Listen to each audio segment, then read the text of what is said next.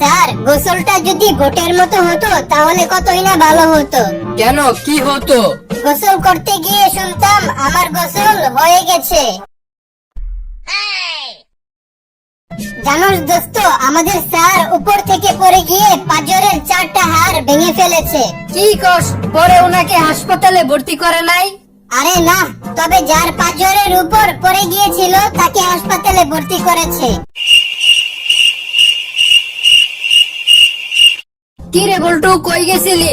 একটা সেলাই মেশিন কিনে আনলাম। এখন বড়লোক হওয়ার জন্য শুধু নায়িকা শাবানার মতো একটা বউ দরকার।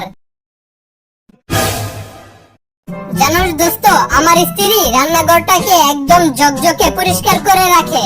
তাই নাকি? তোর বউ তো তাহলে অনেক পরিশ্রম করে। আরে না, ও কখনো রান্নাঘরেই যায় না।